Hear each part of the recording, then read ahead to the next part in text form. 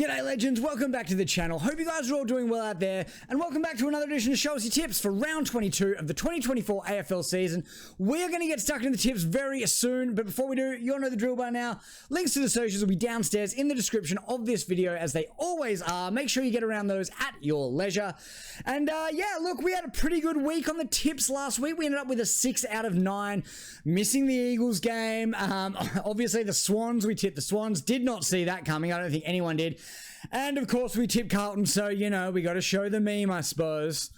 Yeah, look, that was disappointing. Mitch McGovern, obviously the inferior McGovern at both defense and offense. Look, I guess the story was always going to go that way for Pendles in his 400th, and to be honest, I'm happy for him. I'm not one of those I hate Collingwood guys. I actually don't mind the Pies. I mean, some of them anyway. Not a really big fan of Jordan to no means Noe, but look, he's not going to be playing for the rest of the year, and look, that is what it is. But yeah, look guys, let's get stuck into the tips. I'm done faffing around for today.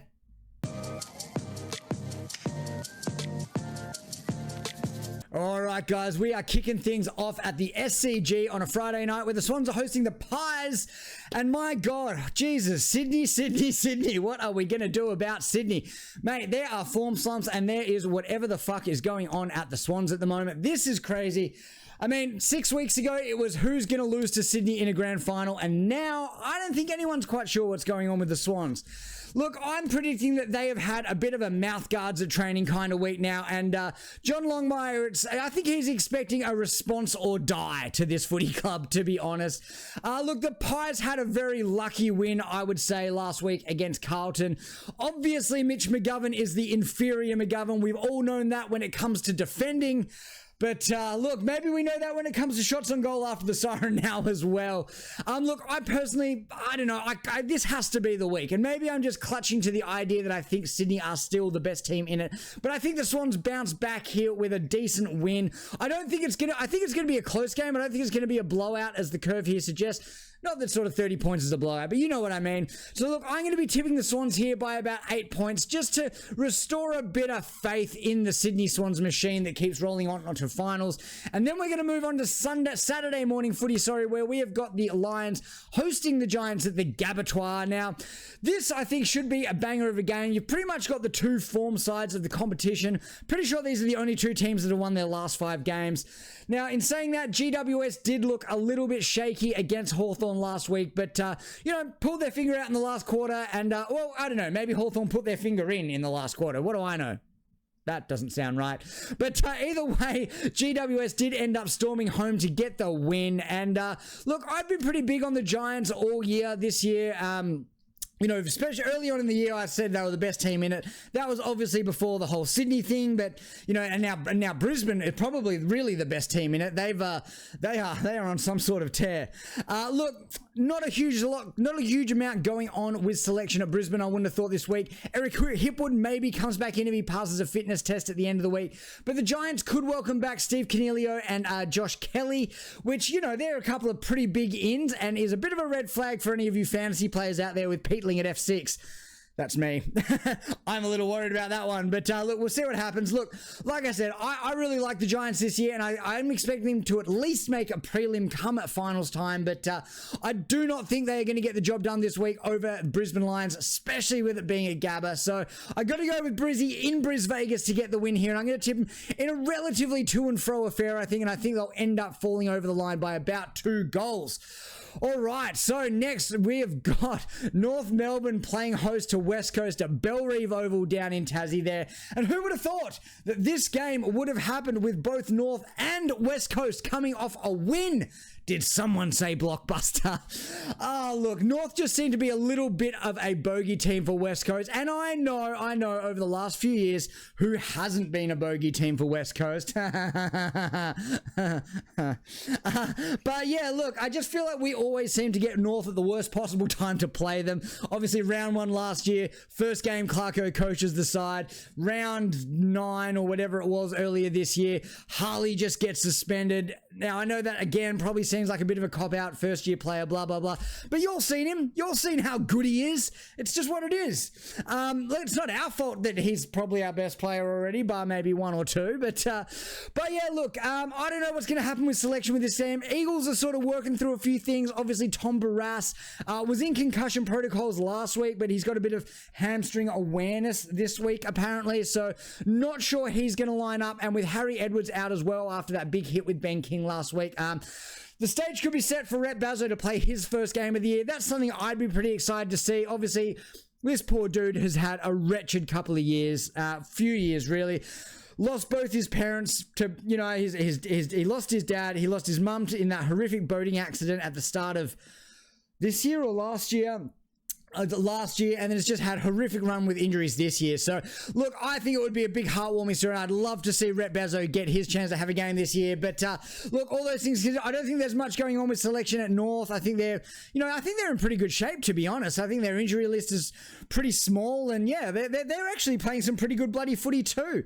Look, one thing I would like to see happen at West Coast, I want to see Clay Hall get a whole game. I don't think he did. He didn't get a lot of possessions last week, but every time he got the ball, you know, he seemed to look pretty comfortable at the level. He did some pretty nice things, evading some tackles, and you know, his disposal was okay, but for a first game, I can't expect too much more than that. So yeah, look, hopefully that happens, but to be honest, again, West Coast going down to Tassie, which I don't think should happen as often as it does. Let's not forget Mr. 400 games, Scott Pendlebury, never played a game in Tassie. Never. Insane equalisation for the AFL. But anyway, I think we are going to make the longest road trip in footy to lose by probably a substantial amount, to be honest. I've actually got North by about 4 goals. That's just the way I see it going down. We have never been a good team at Tassie. Even when we were a good team everywhere else and North was still pretty average, they still whomped us in Tassie. So, look, that's just the way I see it going. Let's move on to the next game now, where we got Freo taking on Geelong at Optus Stadium. This should be a pretty good game. Look, Freo are going to be looking to make amends after going full Essendon against Essendon and giving up a lead to choke and lose by 1 point and probably letting their top 4 chances slip a little bit. This week in particular is the week to redeem that. They can still make top 4 if they win today. And beating this week. And look, beating Geelong, who are another team in that bracket for that last spot in the top 4. You know, this is probably an 8-point game in that kind of context. You know what I mean? So anyway, look. There is some stuff going on at Freo. News broke earlier today that Josh Cyclone Tracy is in doubt for this week and maybe longer with some sort of knee injury that we don't quite know what it is yet. This is huge for Freo. For me, you know, Josh Tracy and Jake Waterman have been probably the two biggest the most improved players in the AFL this year. And yeah, look, it's going to be interesting to see if Freo can kick a winning score without him. He's obviously averaging 2-3 goals a game, just clunking marks absolutely everywhere. And has, you know, looked like Wayne Carey at times in his prime. But look, they should have, Freo that is, should have a bit of a advantage in the ruck line. Obviously Geelong, no rucks, but they do get Gary Rowan back this week, so he might be able to win a few hitouts against Big Sean Darcy and Luke Jackson, like he did against Tim English a couple of weeks ago. Look, I think I've got to go with Freo at home here. Look, this game, like I said, looks to be a huge shaper of the top 8 and the top 4. So I'm going to be looking forward to watching this one when I get home from work. Freo should get the job done here, but it should be a good game. And I'm tipping them by about, 15 points seems good enough. Alrighty, now we're moving on to the next game, and look, it's a Marvel Essendon win. I mean, that's just about all I want to say about it. The Suns just lack the ability to wait at home. Obviously, as seen by last week with a loss against West Coast of all teams in a game that they should have smashed it. They should have absolutely smashed it. Now, look, Bombers did get that good win last week over Freo, but to be honest, I think Freo lost that more than Essendon won it. Look, they'll get themselves into the 8 this week, but and they'll probably promise the world, but then they'll lose their last 2 games. This is the Bombers. They will probably lose their last 2 games and finish 9th. You've got to remember, in the Bombers' last 2 games, they've got Brisbane and Sydney. So, look, if the Suns do manage to win this game, that will put the final nail in the coffin for Essendon's season, one would have thought. But to be honest, I believe that Suns are going to make it 18 away losses from home in a row. What a streak. What a streak. What an achievement. I got the Bombers by about 3 goals, so I'm going to lock that one in. And then we're moving on to Saturday night footy, where we've got the Demons taking on Port at the MCG. So Port were pretty good last week, eh? They were pretty good. They were pretty good. Remember when I said about 2 months ago that Port couldn't beat teams above them on the ladder?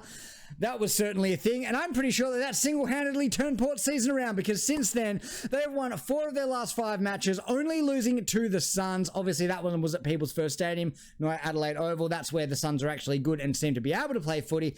But they've also beaten final bounce teams such as Sydney, Carlton, and Footscray on that stretch. They are going pretty well, sitting in 4th position at the moment, and to be honest, I think I picked them to finish 3rd at the start of the year, and to be honest, after making me look like an absolute idiot earlier in the year, it is turning out like that could actually be the case, and they could end up with the double chance. Look, the D's on the other hand, they just look cooked, and to be honest, with no Stephen May this week, it's hard to see how it gets better for them against this red-hot Port Adelaide side. Look, Port should go in unchanged. I think, to be honest, I don't think you'd change anything from a side that beat the Premiership Fancies by nearly 100. Or was it over? It was over 100, wasn't it? Jesus Christ. Look, like I said, I think it's been a pretty bad year for the D's, and I don't really think it's going to get any better in the next few weeks. And to be honest, I think they've kind of packed up shop. I think they're waiting for 2025, and it's going to be really interesting to see what Melbourne do this off-season. Look, Port should get it done here and get it done relatively easy. I've got them getting the job done. Let's get that out of our mouths by about 6 goals. All right, now look, this game on Sunday morning, this could be game of the round, and I'm very pissed off that I'm going to be stuck at this bloody new job and I'm not going to be able to watch it. But look, this could be game of the round. Hawks looking to break into the 8 after a ripping second half of the year and just giving a game up late last week, which was a bit of a shame. Look, the Blues are holding on for dear life in 8th spot, and well, before games, obviously up here it says 9th, but you know what I mean. Look, this has huge ramifications for both sides here, and it kind of feels like this could be an elimination final in itself, or at least it feels like it for these teams, both looking to sew up one of those lower places in the 8. Look, the Blues are going to be without Adam Chera, who's had yet another hamstring injury, but word on the street is Curnow will play, so crisis averted there. Look, I feel like this is one of those ones where if Carlton get on top of the midfield, they're going to win.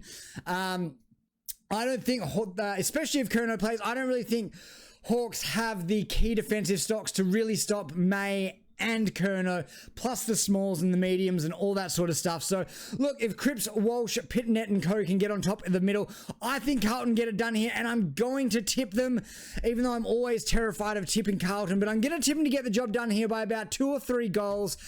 I think it's going to be a good game, but I think just the experience of Carlton, I mean, they've got experience choking. Maybe I should tip... No. All right, we're going to tip Carlton. We're going to tip them by about 15 points. That looks good to me. And we're moving on to the next game on Sunday. We got Richmond taking on St Kilda down at Marvel.